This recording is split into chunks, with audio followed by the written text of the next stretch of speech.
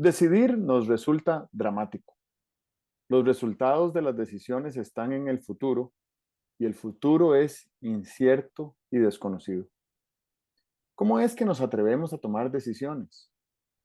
Posiblemente sabemos que en muchas circunstancias no decidir es la peor de las decisiones. Se activa en nosotros la curiosidad o la esperanza de lo que podrá ocurrir una vez que tomemos la decisión. Nos conforta el haber seguido un buen proceso de toma de decisión. ¿Tiene sentido la nostalgia por lo que pudo haber ocurrido si en algún momento importante hubiéramos tomado una decisión diferente? Buenos días, Álvaro Cedeño y Álvaro Cedeño les saludan en este episodio número 205 de Diálogos con Álvaro Cedeño. Esta es una conversación intergeneracional que toca temas como acción humana eficaz, espíritu emprendedor, transformación de conflictos y política pública. Hoy para conversar sobre el artículo publicado esta semana en la página web alvarocedeno.com titulado Quemar las naves. Papá, una frase que caracteriza la obra de Hernán Cortés en México. ¿Cómo estás? Muy bien, muy bien. Muy llamativa la frase y muy llamativa la acción. Y posiblemente mucha gente haya, mucha no, pero debe haber muchos más casos en la historia de personas que quemen las naves. Creo que quemar las naves pertenece a algo que algunos psicólogos llaman comportamiento paradójico, que es hacer algo que no se espera y tiene un gran efecto en los resultados finales, ¿verdad? El comportamiento paradójico eh, se da muchas veces en la vida personal, ¿verdad? Donde la gente hace algo que no parece que conduzca a un resultado positivo, pero sí conduce a un resultado positivo, ¿verdad? Eh, Creo que hay una serie de comportamientos paradójicos, por ejemplo, muy elemental, ¿verdad? El, el muchachillo escolar que adquiere unos hábitos ordenados para ser escolar, está teniendo un comportamiento paradójico, ¿verdad? Lo que hacen el resto de sus compañeros es eh, llevar la cosa ahí con toda superficialidad y tal y cual. Y el muchachillo que decide ser formal en la escuela obtiene eh, unos resultados valiosos con un comportamiento eh, paradójico, ¿verdad? Creo que la abnegación es un comportamiento paradójico, ¿verdad? Es sacrificarse por otro y eh, puedes obtener unos resultados personales simplemente, bueno, simplemente no, pero de la abnegación en sí puedes obtener unos resultados importantes, ¿verdad? Y de los resultados de los productos de tu abnegación también puedes obtener unos resultados importantes, ¿verdad? Eh, no sé, un padre ordenado que se sacrifica por sus hijos y está obteniendo un doble resultado. Primero ordena su vida y trata de ser más productivo, pero además obtiene un resultado en sus hijos. Debe haber muchos más productos de ese comportamiento paradójico, ¿verdad? Fíjate que, por ejemplo, de un político, ¿qué se espera? Depende de a quién le preguntes. Si les preguntas a los jerarcas de su partido, lo que se espera de él es que nuestro partido pueda ganar las próximas elecciones. Y el político, yo creo yo creo que ese, esa regla simplista de decir, bueno, este partido me llevó a esta posición política. Yo tengo que dejar las cosas de tal manera que mi partido pueda repetir y ganar las próximas elecciones. Ese comportamiento me parece que te disminuye como político, o más bien te mantiene siendo político y te impide ser estadista, porque si quieres ser estadista, en un determinado momento siempre tienes que poner los intereses comunes por encima de los intereses del partido. Ese tema del comportamiento paradójico a mí me llama mucho la atención. Eh, se lo, se lo leí por ahí a un psicólogo, debe ser polaco, apellido Václavik, y narraba él la, el asedio sobre una fortaleza, y en esa fortaleza ya se estaban quedando sin víveres, y los que lo asediaban seguían atacándolo. Entonces, en un determinado momento, el comandante de la fortaleza asediada decidió tomar lo que tenía de, de reserva de alimentos, ¿verdad? Eh, una, una, unos jamones y unos granos y tal y cual, y los tiró por las almenas. Y entonces cuando los atacantes vieron que les estaban tirando alimentos, dijeron, puchica, estos están decididos a defender esa fortaleza a morir, ¿verdad? Y más bien los debilitó en su empeño. Por ahí anda la cosa del quemar las naves de Cortés, que por cierto leía que no las quemó, sino que las desarmó. Parece que las barrenó, se hundieron y les sacaron las piezas metálicas porque sabían que si un día necesitaban naves, con los bosques que tenían a la vista, podían obtener los materiales para reconstruirlas. Ujú. Eso es. No conocía el concepto de comportamiento paradójico y suena muy interesante. Resueno con ese comportamiento paradójico. Leía hoy en la mañana una cita que no le presté atención al autor de la cita, pero parafraseándolo dice que emprender es lanzarse de un precipicio y construir un avión de camino. Y, y es un poco así, ¿verdad? Si uno Sí, tuviera sí. certeza absoluta de hacia dónde va cuando emprende, nunca arrancaría, porque no hay Ujú. forma de saber para dónde va un emprendimiento. Sí. Lo otro es que hay una frase que creo que la original debe ser de Churchill y más o menos habla en la línea de que la mejor manera de salir de un atolladero es seguir adelante, ¿verdad? Y devolverse no parece que es una buena opción.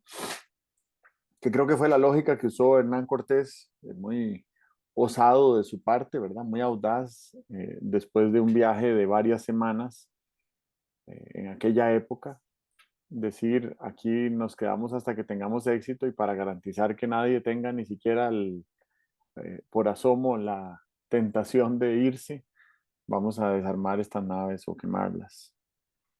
Eh, Estaba pensando en algo que mencionaste también sobre la construcción de hábitos versus la responsabilidad.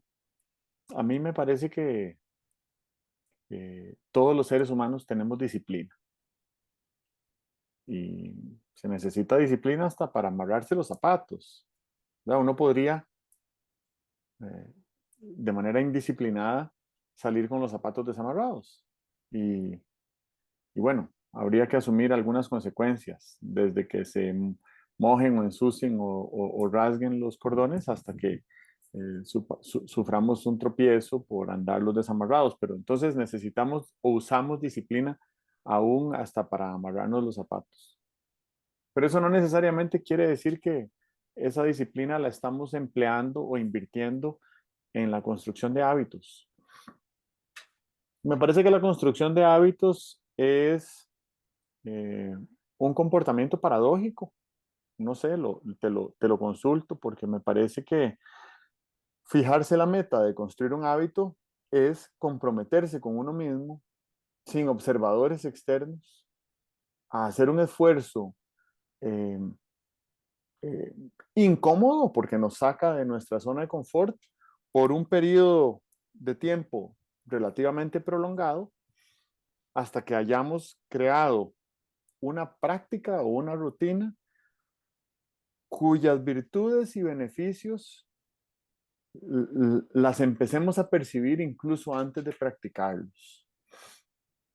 Entonces, yo tengo mi rutina de ejercicios de la mañana.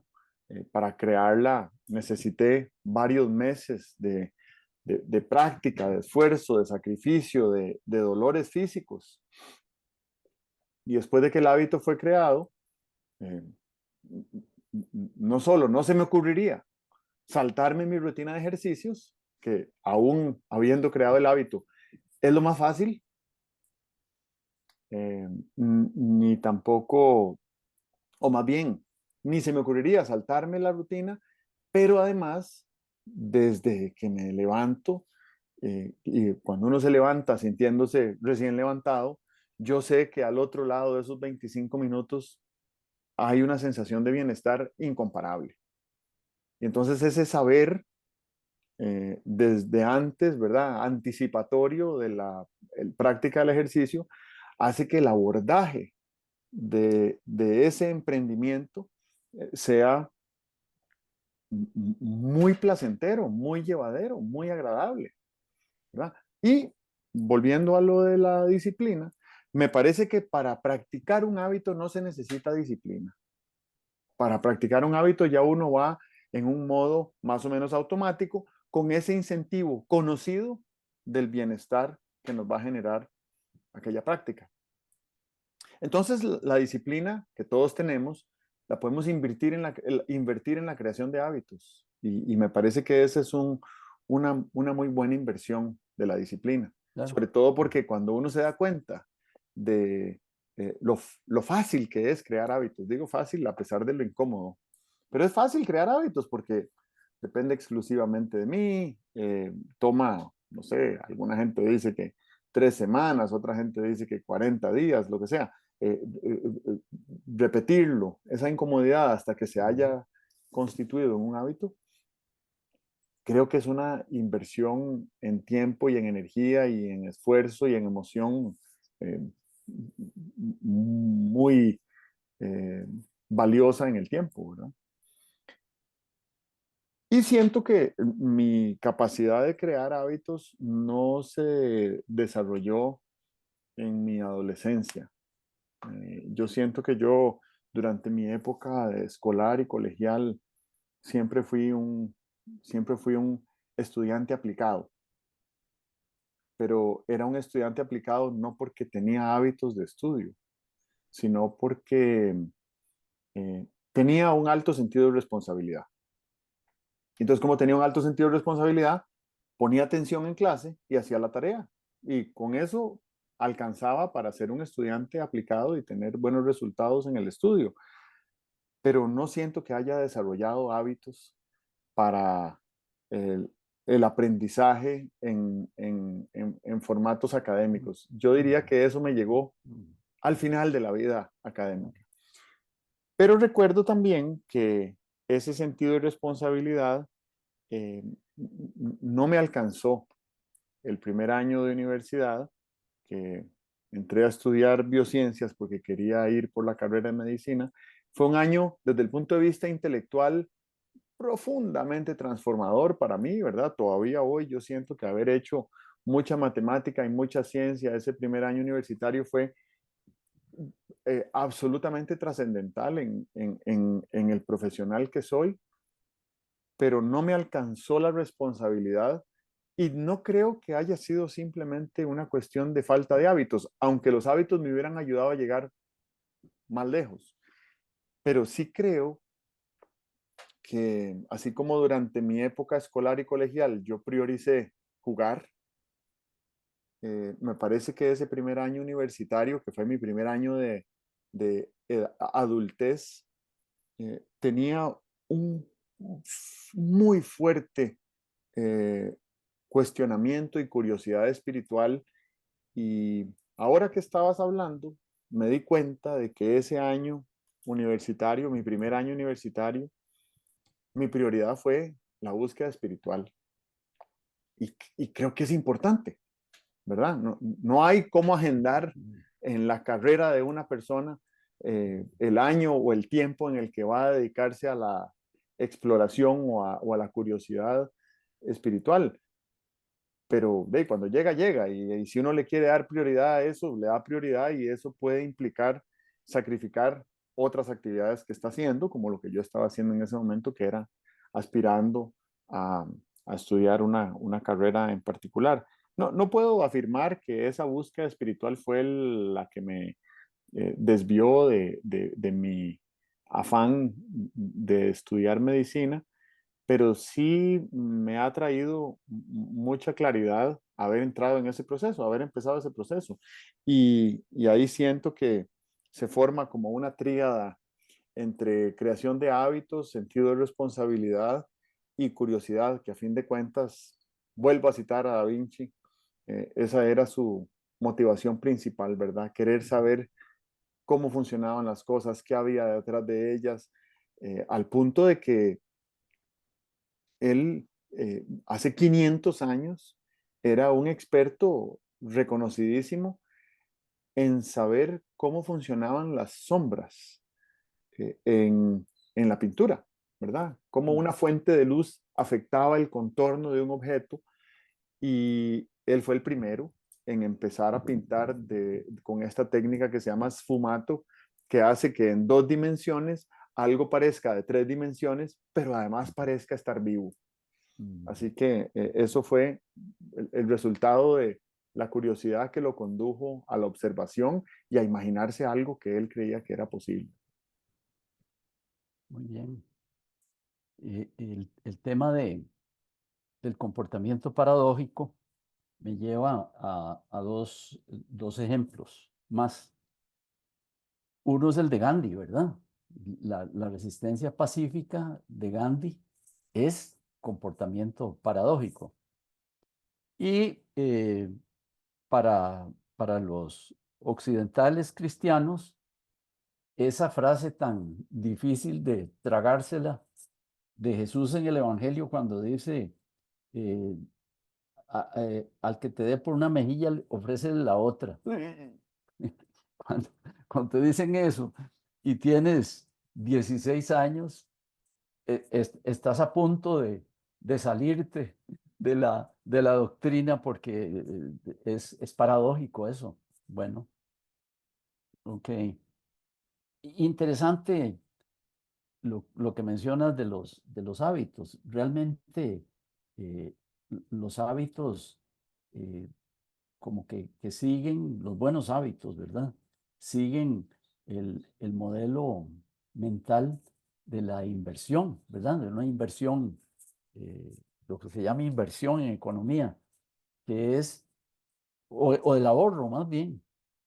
El ahorro es posponer el consumo presente, ¿verdad? Entonces, tú quieres tener algo ya, gastar en algo ya, consumir algo hoy y no lo consumes, sino que pospones eso y lo dejas para después.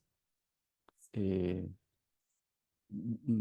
es bien interesante porque nuestra valoración del consumo es presentista.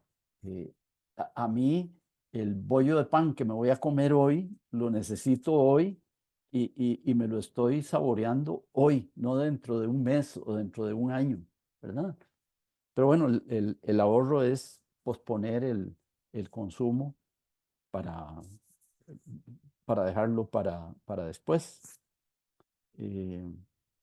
También me parece que eh, es ahorro en vez de divertirte hoy, posponer la diversión. El muchachillo que en vez de ponerse a ver televisión, se pone a hacer la tarea, me parece que está haciendo un ahorro, está dejando el consumo, el goce presente, lo pospone y está haciendo unas cosas que lo capacitan para ser más productivo, ¿verdad? En eso, en eso hay una serie de trucos, ¿verdad? Yo me acuerdo cuando era adolescente, una de las cosas más difíciles de hacer en el día era levantarse, porque, porque la cama está tibia, ¿verdad? Está suave, estás ahí en silencio y tal y cual, y en cuanto se levanta a la persona, pues empieza la actividad de todo el día. Y la forma como hay que dialogar con esa tentación, que es una tentación, me quedo un rato más. La mejor forma de dialogar con eso es decir, sí, sí, muy bien. Vamos a ver, esto lo vamos a resolver una vez que me bañe, ¿verdad? Y claro, te das una ducha y ya ni siquiera estás en posición de resolver porque ya resolviste, ¿verdad? Eh, eh, Muchas decisiones creo que hay que tomarlas, hay que tomarlas como sintetizando todo tu presente y todas tus fuerzas y tal en un solo punto y darle viaje, ¿verdad? Así es cuando se te aflojaba un diente, cuando eras pequeño, ¿verdad? Y no te podías dormir con él tan flojo porque te lo podías tragar y entonces había que hacer algo para, para quitárselo, ¿verdad? Creo que muchas decisiones que hacemos eh, a final de cuentas son como eh, una focalización de fuerzas para ir adelante con una decisión que es difícil. Generalmente lo que duele, lo que te asusta, lo que te incomoda mucho, hay un momento en que uno dice, bueno, ahí voy. Y entonces resumes todo tu ser ahí, lo enfocas y ya cuando te das cuenta estás al otro lado, ¿verdad? Ok. Mencionabas algo bien interesante y es lo de la creación de hábitos para aprender, que sigue siendo no sé si sigue siendo, pero me parece que fue durante mucho tiempo un déficit de la educación primaria y secundaria. No te enseñaban a crear hábitos para aprender, entre otras cosas, porque, porque ni siquiera estaba inventado el término metacognición. Y metacognición es reflexionar sobre cómo aprendo, cómo incremento mis conocimientos. Y en cuanto te pones a hacer metacognición, tocas con el tema de ¿y cómo puedo hacer para mejorar la forma en que adquiero conocimientos? Esa cosa deberían enseñarla en distintos grados de detalle y de profundidad a los escolares y a los colegiales, ¿verdad? Bueno, eh, eso sobre los comentarios que hacías volviendo al tema de las decisiones, hay algo que es bien importante. Ya lo decías al principio, tenemos, tenemos una cierta resistencia a decidir porque los resultados están en el futuro y no sabemos cómo es el futuro, es incierto. Pero ahí algo que tenemos que tener muy claro es que la decisión que hacemos en el presente se transforma o se mete en el futuro a través de la ejecución, porque las decisiones hay que ejecutarlas. Algunas se ejecutan en un instante. Póngame esa inyección. Y en un instante te pusieron la inyección. Otras toman más tiempo. Cuando alguien decide, sí, yo voy a mejorar mi capacidad física y se pone a hacer ejercicios, eso le toma tiempo, ¿verdad? Cuando alguien decide, sí, voy a matricularme en tal curso, eso te toma tiempo. La ejecución es la forma como la decisión que se toma en presente se introduce en el futuro y es muy importante. La decisión solita no produce nada, ¿verdad? Decidir algo no produce nada si uno no lo concreta en actos, ¿verdad? Me voy a comprar una motocicleta. Y con eso la motocicleta no va a aparecer ahí en la puerta de tu casa.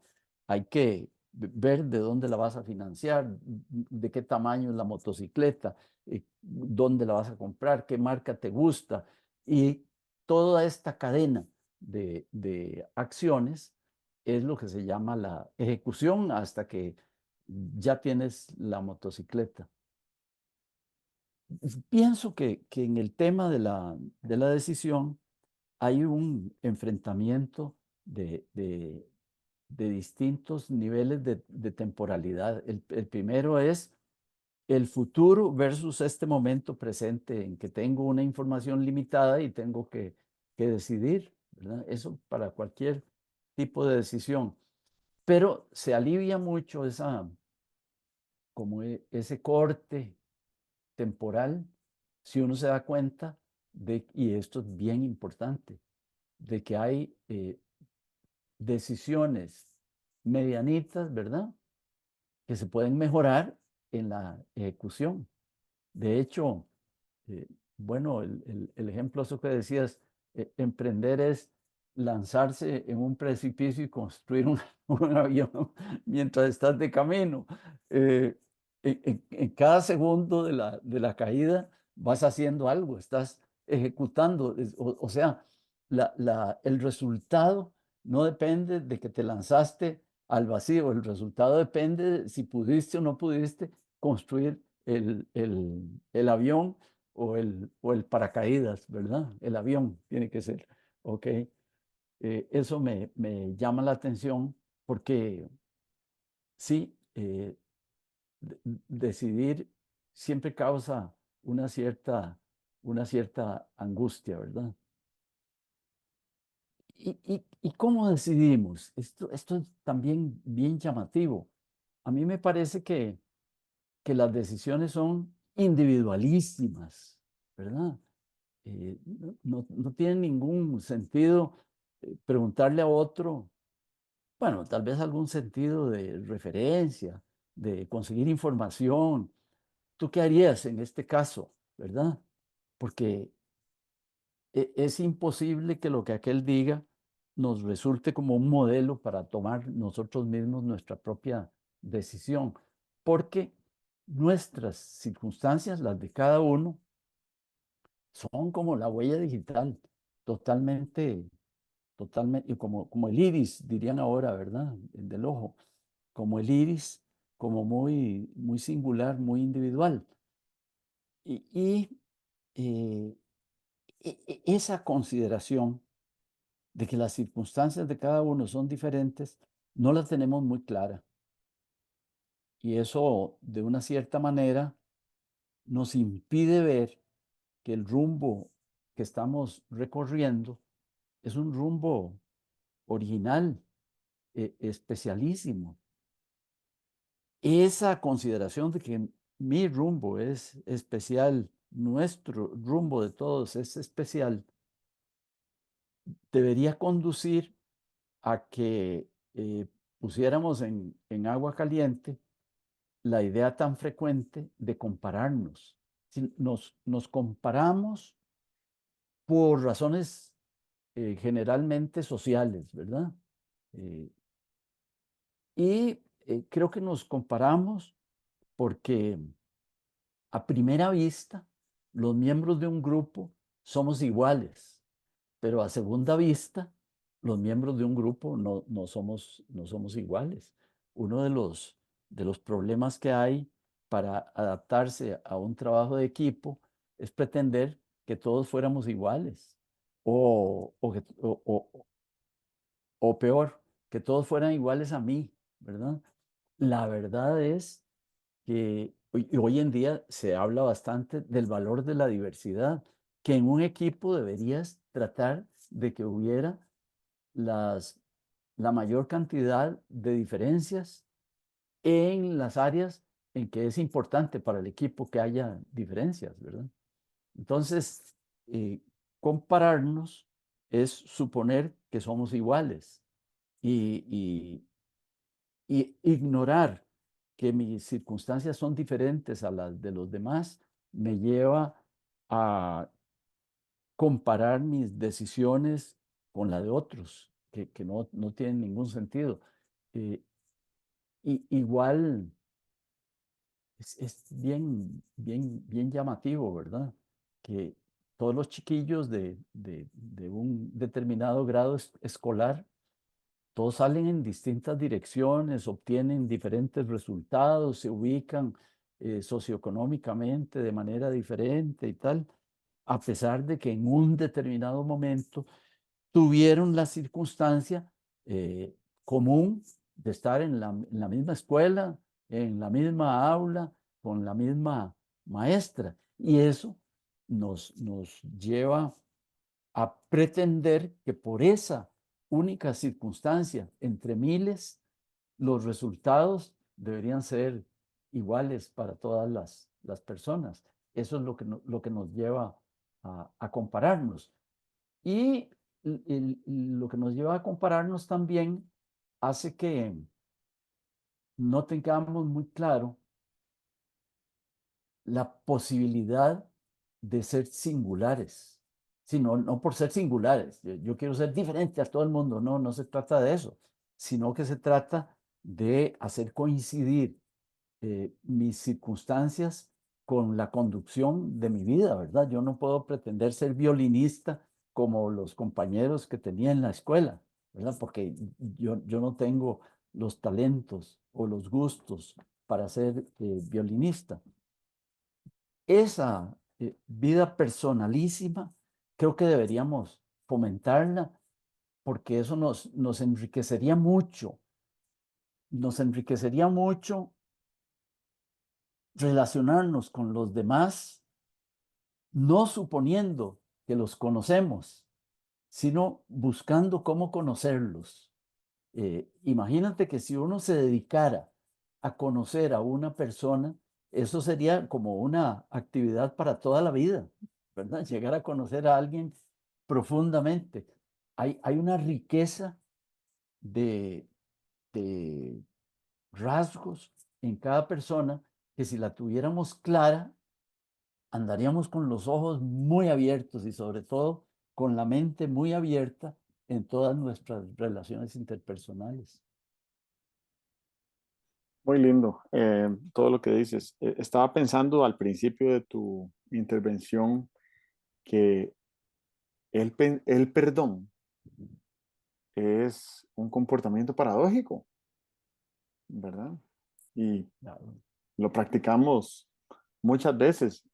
Creo que no lo practicamos lo suficiente, pero es un comportamiento paradójico que tiene además enormes ganancias y bienestar para quien lo practica y, bueno, para quien lo practica, ¿verdad? Pues obviamente la persona que es perdonada también recibe un beneficio, pero eso es secundario. Lo más importante es el beneficio que le trae a quien lo practica.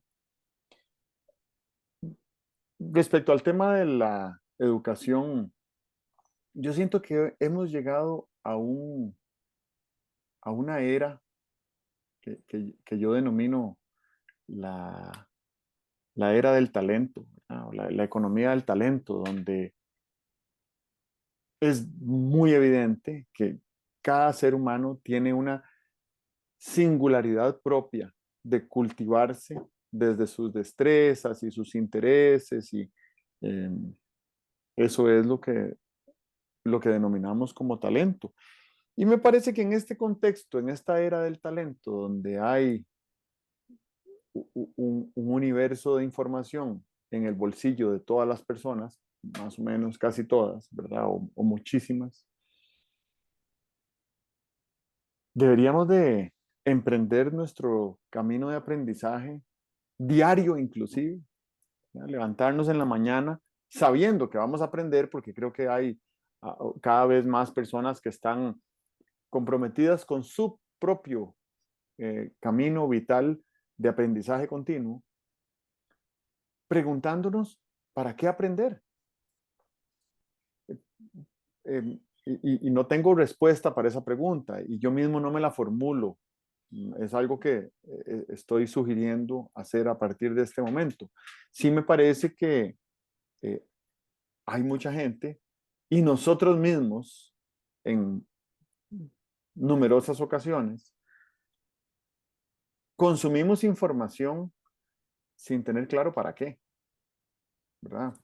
Lo más evidente es el consumo de noticias, eh, porque eh, primero que todo, las noticias como las conocíamos en el tiempo de antes, de un noticiero, de un periódico impreso, esas noticias ya son viejas.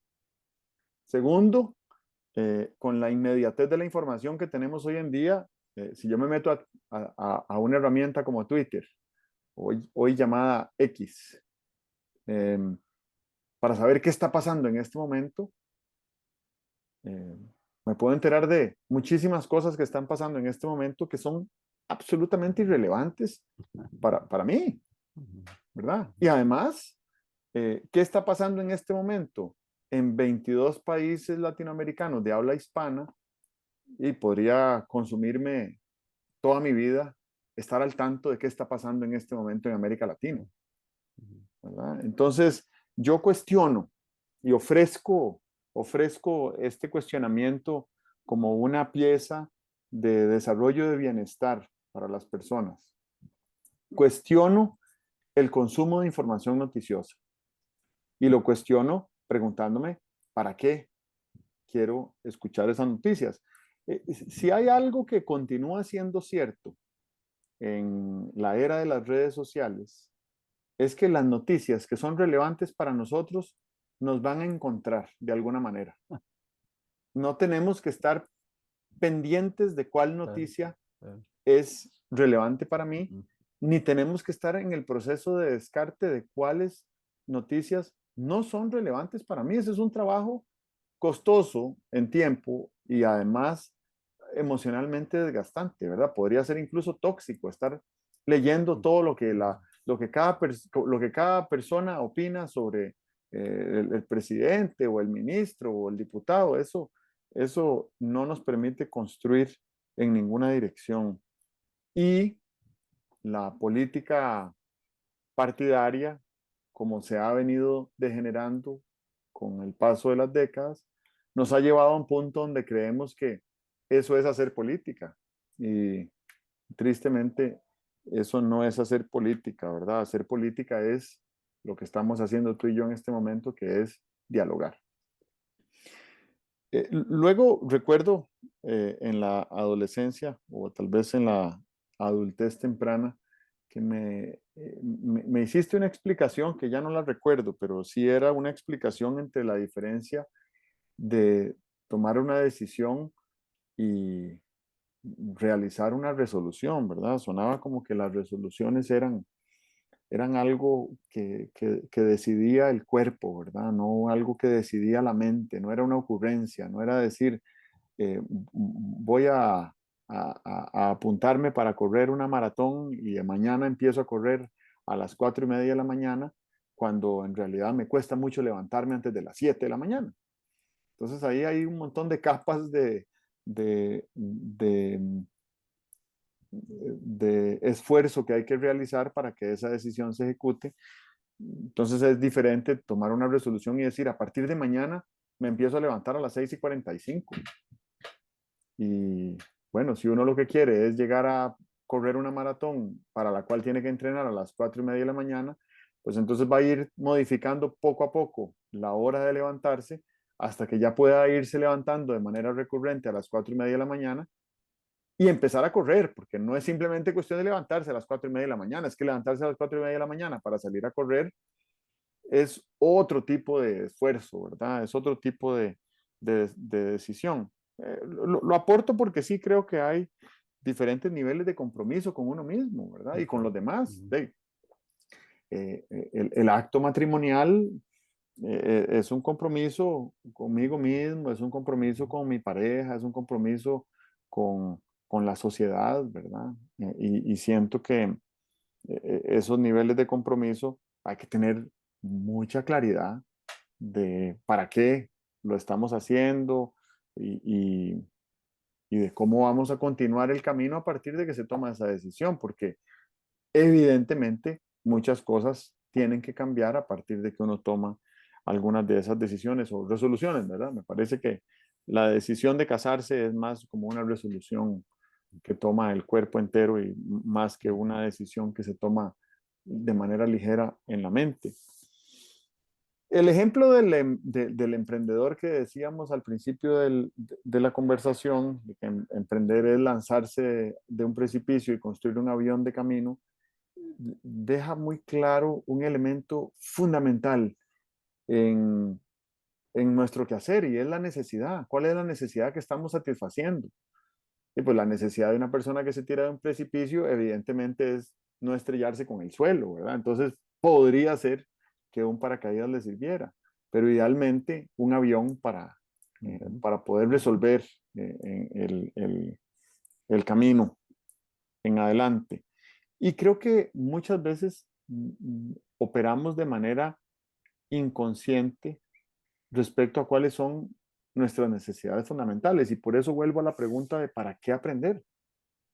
Mm, Creo que para qué aprender debería de llevarnos a explorar cuáles son nuestras necesidades y entonces sí, saber para qué aprender, ¿verdad? ¿Para qué me compro un libro? ¿Y para qué me lo leo?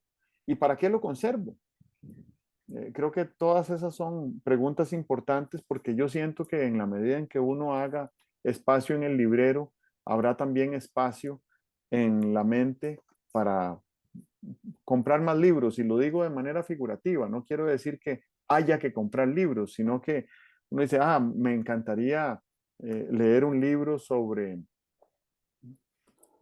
innovación, ¿verdad? Entonces quiero hacer espacio en mi librero y también en mi agenda y también en mi mente para poder aprender sobre ese tema en particular. Y lo otro que me resuena de lo que decías, de cómo relacionarnos con los demás, de conocerlos, ¿verdad? Es la actitud de ser una persona curiosa respecto a los demás, para no ser una persona juiciosa en el sentido de que juzga a las demás personas con ligereza. Creo que mucho de eso vemos y mucho de eso tenemos, pero no quiere decir que mucho de eso seamos. Entonces podemos cultivar nuestro ser y nuestra humanidad compartida, explorando con curiosidad cómo es otra persona. Y con esto llego al punto de la empatía y me parece que con esto termino mi intervención de hoy. La empatía la hemos conocido por años como la capacidad de ponernos en los zapatos de otra persona.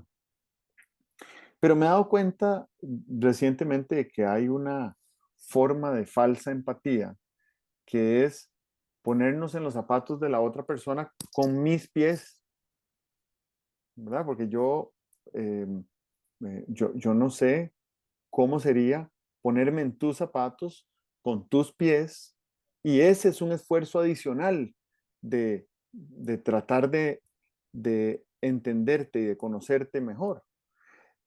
Y para poder hacer eso, la manera más fácil es dialogar y hacerte preguntas, ¿verdad? Y poder ver cuáles son las razones o las necesidades o los gustos que te llevan a pararte en tus zapatos de una determinada manera. Y a partir de ese momento en que conozco un poco mejor cómo es que lo haces, puedo primero, eh, con conocimiento de causa, sentir que te conozco mejor. Segundo, evitar juzgarte. Y tercero, encontrar formas en las cuales colaborar.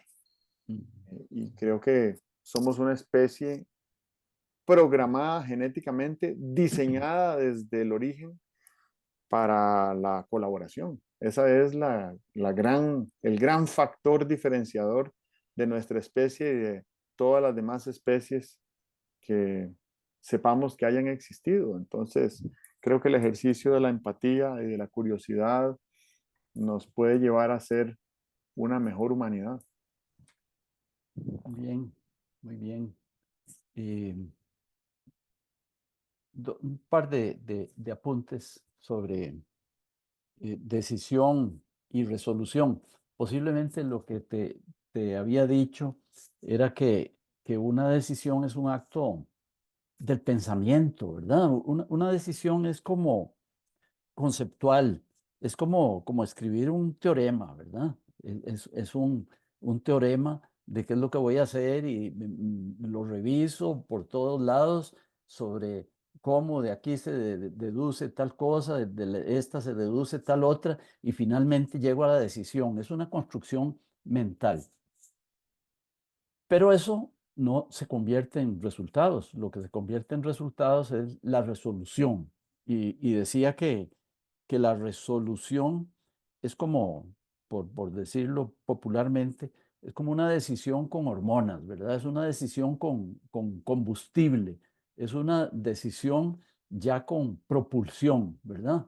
Eh, un cohete está listo, pero tiene que tener combustible, ¿verdad? La decisión es, perdón, la resolución es el cohete con combustible y con los motores encendidos, ¿verdad? Ya ahí estamos hablando de hacerlo, ¿verdad? Y entonces alguien decía una cosa muy interesante, dice, si usted quiere ir a correr mañana de mañanita y se levanta mañana de mañanita y dice, puchica, ¿dónde estaban los tenis? Y se pone a buscar los tenis, pues tiene obstáculos para obtener resultados, ¿verdad? Si hoy usted toma la resolución de ir a correr, figurativamente debería dormir con tenis, ¿verdad? Entonces, eso es algo interesante que deberíamos tener claro a la hora de sentir si estamos bien comprometidos con una decisión, es si nos fuimos a dormir con los tenis puestos, ¿verdad?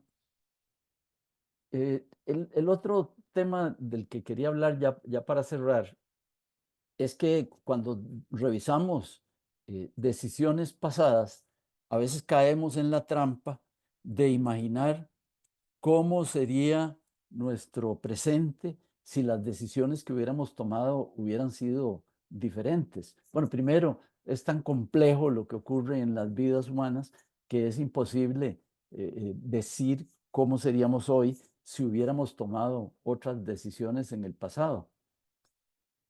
Pero no obstante eso, hay gente que se queda fijada en una determinada decisión, y dice, eh, si hubiera aceptado tal propuesta, si hubiera hecho tal negocio, si me hubiera asociado con no sé quién, y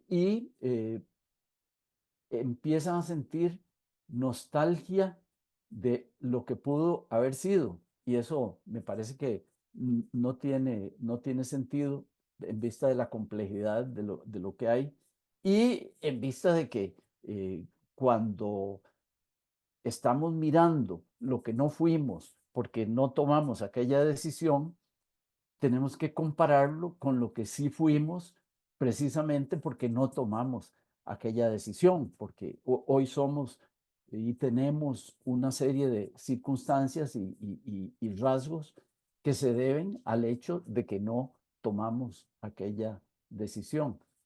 Y entonces, para eh, cargar un poco los dados a favor, la romana a favor del momento presente, deberíamos darnos cuenta de que este momento presente, primero, lo tenemos. Segundo, es nuestro. Ese momento presente que nos estamos imaginando en caso de que hubiéramos tomado tal otra decisión, ni es presente ni lo tenemos, ni es nuestro, ¿verdad? O sea que este momento presente es maravilloso y es maravilloso porque es precisamente en este momento donde podemos tomar la decisión de mejorar el resto de nuestra vida, sea un día, un año, 10 años, 50 años. La posibilidad de que en este momento presente yo y mis circunstancias somos capaces de salir adelante con la resolución de cómo mejorar el resto de nuestra vida. Eso es. Muchas gracias. Muy bien. Te agradezco mucho por la conversación y por el artículo. Muy lindos. Muy bien. Nos vemos.